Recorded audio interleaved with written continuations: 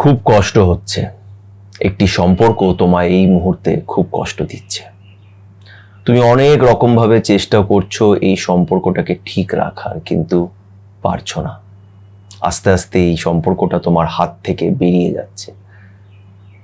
আর তোমার যে এই কষ্টটা হচ্ছে, এই কষ্টটা তুমি সহ্য করতে পারছো না এবং তোমার মনে হচ্ছে যে আস্তে আস্তে বোধহয় এইভাবেই জীবনটা শেষ হয়ে যাবে। কিন্তু ট্রাস্ট মি, এমন হবে না।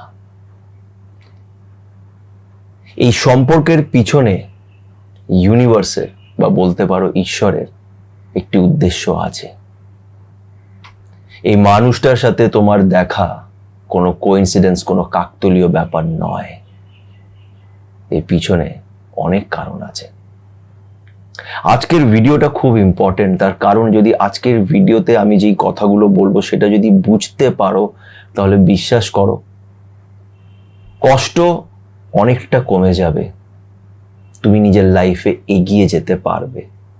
আর হয়তো আজকে এই ভিডিওটা এই জন্য তোমার চোখের সামনে এসেছে বিকজ ইউনিভার্স তোমাকে কিছু বলতে চায়।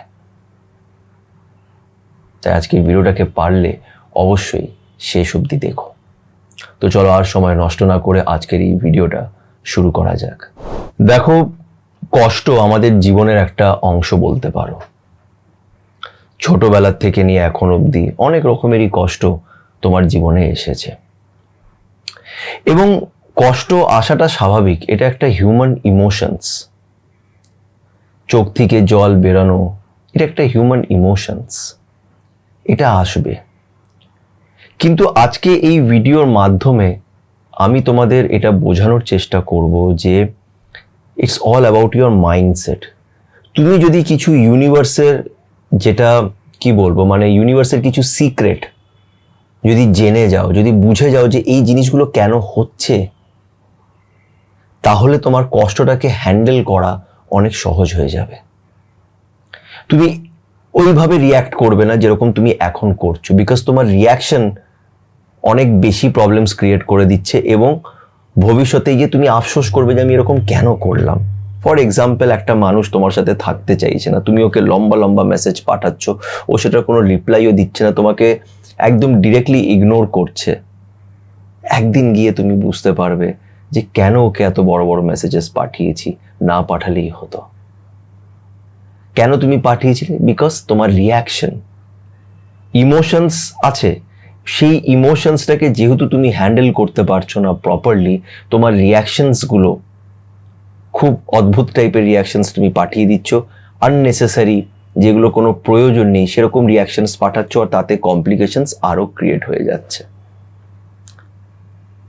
তো আমাদের কি করতে হবে? আমাদের আগে কিছু জিনিস বুঝতে হবে যে এই মানুষটা তোমার জীবনে যে এসেছিল বা তোমাকে যে কষ্টটা দিয়েছে, এটার পিছনে তার উদ্দেশ্য আছে। এই বেসিক জিনিসটাকে আগে বুঝতে হবে। এবার আজকের এই বিষয়টাকে বোঝানোর জন্য আমি তোমাদের দুটো উদাহরণ দেব, খুব মন দিয়ে এটা শুনবে। আর নিজেকে না, আমি যে কথাগুলো আজকে বলবো এটা রোজ নিজেকে বলবে, রোজ নিজেকে বোঝাবে বা এইভাবে জিনিসগুলোকে দেখার চেষ্টা করবে। তুমি দেখবে তোমার মাইন্ডে তুমি অনেকটা ক্ল্যারিটি পেয়ে যাবে লাইফ নিয়ে।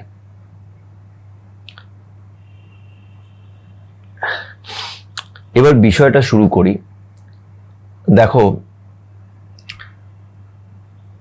আমি রিসেন্টলি একটা লোক আমার বাড়িতে গ্যাস পরিষ্কার করতে আসে, গ্যাসের ওভেনটা পরিষ্কার করতে আসে। ওনার একটা এখানে ছোট্ট একটা কারখানাও আছে, ওখানে উনি কিছু লোহার পার্টস তৈরি করেন, একটা মেশিন আছে বড়, কিছু লোহার পার্টস উনি তৈরি করেন। তো আমি রিসেন্টলি একদিন ওনার দোকানে গেছিলাম ওনাকে ইনফর্ম করতে, উনি ফোনটা তুলছিলেন না, তো ইনফর্ম করতে যে একটু বাড়িতে এসে গ্যাসটা পরিষ্কার করে দেবেন। তো আমি কি দেখলাম যে আমি যখন দোকানে ঢুকছি উনি ওই দিকে মুখ করে ওই মেশিনটা মধ্যে কিছু একটা কাজ করছে, ওই লোহার টুকরোগুলো বার করার জন্য।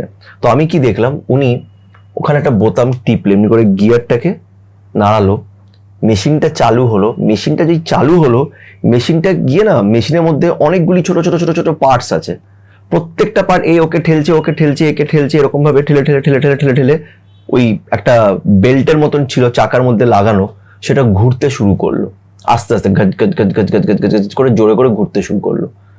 আর অনেকগুলি ছোট ছোট ছোট পার্টস আছে, সেই পার্টসগুলো একে অপরকে এমনি করে ধাক্কা মারছে, কেউ এরকম ভাবে সরছে, কেউ উপরের দিকে যাচ্ছে, কেউ এরকম রাউন্ড করে ঘুরে ওকে পিন করছে, করতে করতে করতে ওখান থেকে টাক টাক টাক টাক করে কিছু লোহার টুকরো পড়তে শুরু করলো। তো সেটা হচ্ছে আউটপুট।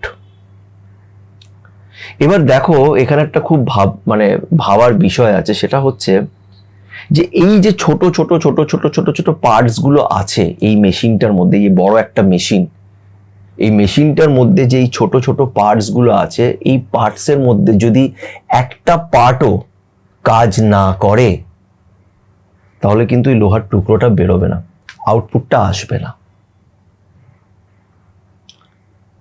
এবার এই পার্টস গুলো কিন্তু প্রত্যেকটা পার্টস আলাদা আলাদা রকম ভাবে কাজ করছে, কেউ হয়তো ঠেলছে, কেউ হয়তো ঘুরছে, কেউ হয়তো উপরের দিকে যাচ্ছে, ডিফারেন্ট ক্যারেক্টার্স। বাট একটা পার্টও যদি কাজ না করে তাহলে সেই আউটপুটটা কিন্তু আসবে না, মেশিনটা খারাপ হয়ে যাবে। এবার এটার সাথে লাইফের কি সম্পর্ক? আরেকটা ঘটনা বলছি আমার নিজেরই। আমি যখন ক্লাস 9-এ ছিলাম আমি ফেল করেছিলাম, আর সেই দিনটা আমার আজও মনে আছে। ম্যাডাম নাম ধরে ধরে ডাকছিল, সবাইকে রিপোর্ট কার্ড দিচ্ছিল, আমারটা দেয়নি। রিপোর্ট কার্ড দেয়নি, ম্যাডাম আমার নামটা নিল, আমাকে দেখলো, বললো কি প্যারেন্টস এসছে তোমার? আমি বললাম যে না আসেনি, তো রিপোর্ট কার্ডটা সাইডে রেখে দিয়েছে। আমি বুঝে গেছি যে আমি পাস করিনি, মানে পুরো কমপ্লিট ফেল। তারপরে আমাকে নিচে গিয়ে ওখানে প্রিন্সিপাল রুমের ওখানে ফোন ছিল, ফোন করে বাবাকে ডাকতে হলো। বাবা বললো কেন কেন ডাকছে কেন স্কুলে? আমি বললাম জানি না, তুমি এসো। বাবা এলো, তখন ম্যাডাম বাবাকে বললো যে ওই বছর পাস করতে পারছে না, সামনের বছর ক্লাস 10 আছে, আমরা ওকে প্রমোট করতে পারবো না। এবং ওই ম্যাডামটা বাবাকে এটাও সাজেস্ট করেছিল যে আপনি ওকে অন্য কোনো স্কুলে, হয়তো এই স্কুলের পড়াশোনা এটার স্ট্যান্ডার্ডের সাথেও হয়তো ম্যাচ করতে পারছে না। আর আমার বাবা ভেবেও ছিল যে আমাকে অন্য স্কুলে দিয়ে দেবে। আর আমারও ভালো লাগছিল না, বিকজ আমি ফেল করেছি, আর আমার স্কুলের লজ্জায় আমি আর পড়তে চাইছিলাম না।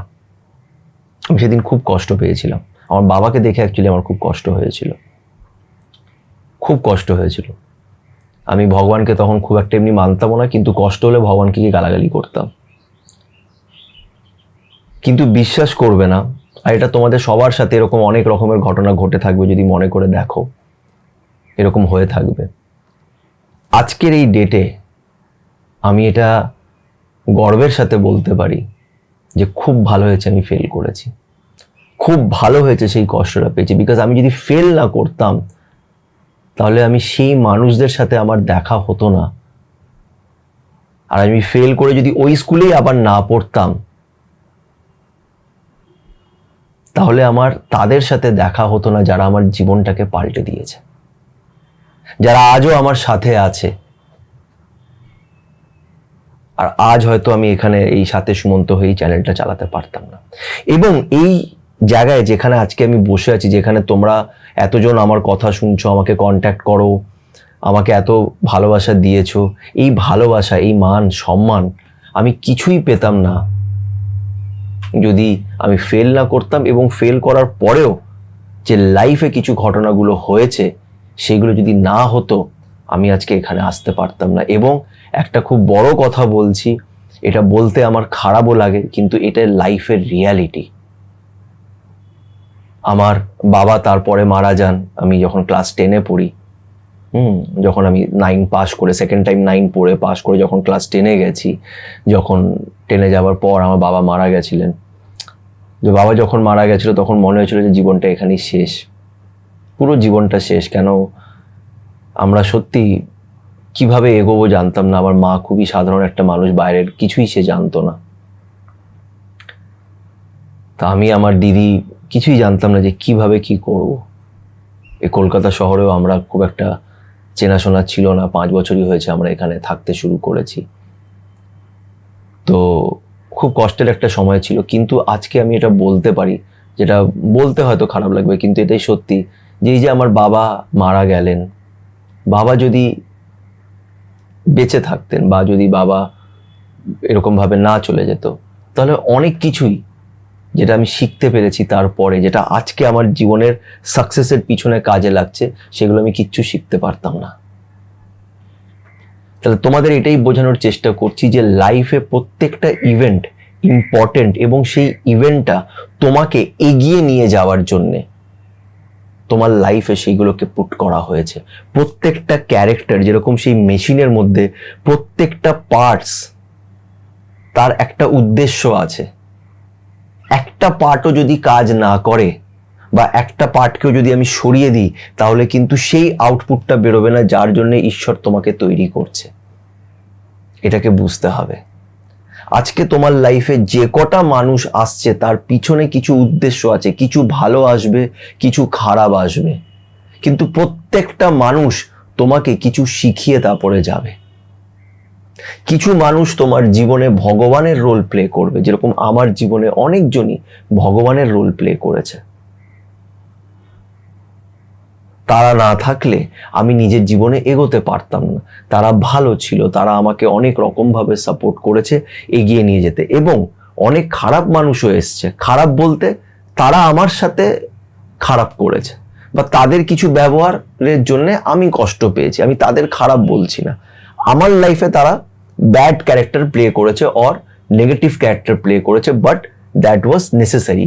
সেই good characters and bad characters দুটোই দরকার ছিল এই আউটপুটটাকে বার করার জন্য, যেটা আজকে আমি এই মুহূর্তে আছি।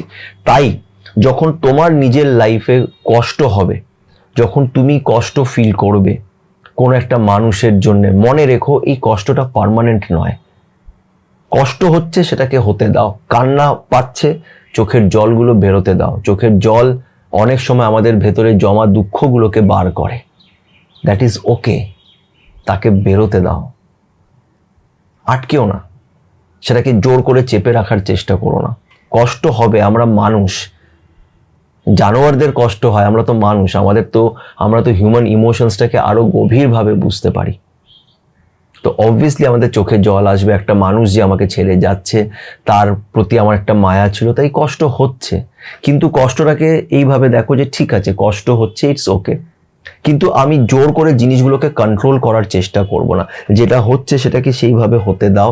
তোমার যতটা করণীয় তুমি সেটা করো, যতটা তোমার করণীয়। তোমাকে যে রোলটা প্লে করতে দেয়া হয়েছে, ফর এক্সাম্পল একটা মানুষ তোমাকে ছেড়ে যাচ্ছে, তুমি তাকে জিজ্ঞেস করতে পারো যে কেন ছেড়ে যাচ্ছ, কি কারণ। যদি কিছুভাবে ঠিক করা যায়, তুমি ঠিক করার চেষ্টা করো। কিন্তু যখন দেখছো যে সে মানছে না, সে যাচ্ছে, কিছুভাবেই তুমি তাকে আটকাতে পারছো না, তখন তাকে যেতে দাও, তাকে জোর করো না।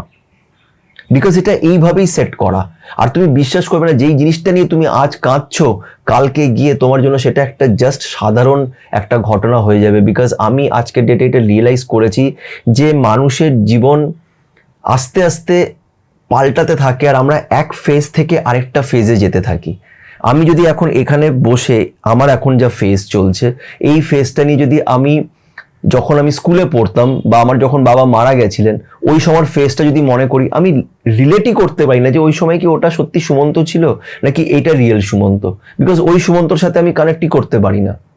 মানুষ খাপে খাপে খাপে পাল্টাতে থাকে, তাদের জীবনটা পাল্টে যায়। যেই ঘটনাটা তোমার জন্য আজকে অনেক বড়, কালকে সেই ঘটনাটা জাস্ট একটা মেমোরি হয়ে চলে যাবে। তোমার তাতে কিছু মনেও থাকবে না, কিছু যায়ও আসবে না। এটা হবে, এটা গ্যারেন্টি হবে। বিকজ তোমার গল্পটা উনি লিখেছেন, আর উনি তোমার চেয়ে বেশি ভালো গল্প লিখতে পারে। তার প্ল্যান তোমার জন্য তোমার বানানো প্ল্যান থেকেও বেশি ভালো। উনি যে বসে আছেন, উনি বেস্ট, আর উনি তোমার জন্য কখনোই খারাপ প্ল্যান করবে না। অনেক সময় আমাদের প্ল্যান যখন সাকসেসফুল হয় না, আমাদের মনের ইচ্ছেগুলো যখন পূরণ হয় না, আমরা খুব আঘাত পাই, কষ্ট পাই। কিন্তু মনে রেখো, তোমার ইচ্ছেগুলো তোমার চেয়ে বেশি ভালো উনি জানেন, বিকজ উনি তোমাকে বানিয়েছেন আর উনি তোমার ভেতরে আছে। তাই তার উপরে বিশ্বাসটা রেখে এগিয়ে যাও। ওনার প্ল্যান কখনোই ফেল হবে না। উনি যেটা দেখতে পারছেন ভবিষ্যৎ, সেটা তুমি দেখতে পারছো না। তোমার মনে হচ্ছে আজকের এই দুঃখটাই সবচেয়ে বড় দুঃখ, কিন্তু সেটা নয়। খালি তার উপরে বিশ্বাস করে, একটা কথা আছে, go with the flow, just এগোতে থাকো। কান্না, খুশি, এগুলো সব ইমোশনস, এগুলো নিজের জায়গায় থাকবে, তার থেকে পালানোর চেষ্টা করেও লাভ নেই। সেইগুলোকে রাখো এবং জীবনটাকে যেইভাবে যাচ্ছে তাকে যেতে দাও। তোমার যেটা করণীয় সেটা করো। তুমি দেখবে এইভাবে যদি তুমি চিন্তা ভাবনা করো, তোমার কষ্ট অনেকটা কমে যাবে। বিকজ তুমি তখন সেই কষ্টের সাথে লড়ার মতন তোমার মাইন্ডসেট হয়ে যায়। আমাকে তোমরা বলো কতজন তোমরা আমার এই কথার সাথে একমত, নিজের ওপিনিয়নটা রেখো। যদি ভিডিওটি ভালো লেগে থাকে তো লাইক করো, নিজের বন্ধুদের সাথে শেয়ার করো, পজিটিভ থেকো, তার উপরে বিশ্বাস রেখো এবং সবাই ভালো থেকো।